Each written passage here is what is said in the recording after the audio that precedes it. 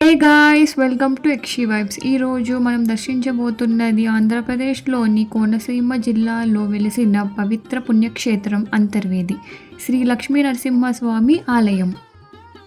వశిష్ఠ గోదావరి నది బంగాళాఖాతంలో కలిసే పవిత్ర సంగమం ప్రాంతంలో ఈ ఆలయం ఉండటం వల్ల దీనిని దక్షిణ కాశీ అని కూడా పిలుస్తారు. ఈ క్షేత్రంలో మహావిష్ణువు లక్ష్మీ నరసింహస్వామి రూపంలో భక్తులకు దర్శనం ఇస్తారు. పురాణాల ప్రకారం మహర్షి వశిష్ఠుడు ఇక్కడ యజ్ఞం నిర్వహించగా ఆ యజ్ఞ వేదిక కారణంగా ఈ ప్రాంతానికి అంతర్వేది అని పేరు వచ్చింది. బ్రహ్మదేవుడు కూడా ఇక్కడ రుద్రయాగం చేసి పాప విమోచనం పొందినట్లు చెబుతారు. ప్రతి సంవత్సరం భీష్మ ఏకాదశి సందర్భంగా జరిగే బ్రహ్మోత్సవాలు, రథోత్సవం వేలాది మంది భక్తులను ఆకర్షిస్తాయి.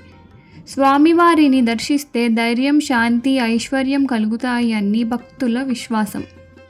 అంతర్వేది శ్రీ లక్ష్మీ నరసింహస్వామి ఆలయం ప్రతిరోజు ఉదయం 6 గంటల నుంచి భక్తులకు దర్శనానికి తెరుచుకుంటుంది. నిజరూప దర్శనం, అభిషేకం, సుదర్శన హోమం వంటి విశిష్ట సేవలు నిర్వహించబడతాయి. ఇప్పుడు ఈ గుడి పురాణం గురించి తెలుసుకుందాం. పురాణ కథనం ప్రకారం రక్తవిలోచనుడు అనే రాక్షసుడిని సంహరించడానికి శ్రీ మహావిష్ణువు లక్ష్మీ నరసింహస్వామి రూపంలో ఇక్కడ ప్రత్యక్షమయ్యారని భక్తులు విశ్వసిస్తారు. ఆలయానికి సమీపంలో గోదావరి నది సముద్రంలో కలిసే సాగర సంగమం, బీచ్, లైట్ హౌస్ వంటి అందమైన ప్రదేశాలు కూడా ఉన్నాయి.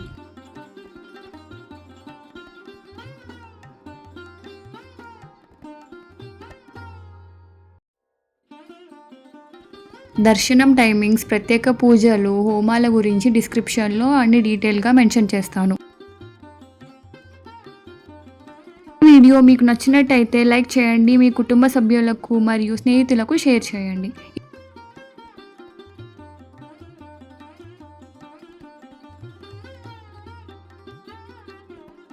ఇలాంటి మరిన్ని దేవాలయాల విశేషాల కోసం మా ఛానల్ యక్షి వైబ్స్ను సబ్స్క్రైబ్ చేయడం మర్చిపోకండి. See you in the next video. Until then, tata, bye bye.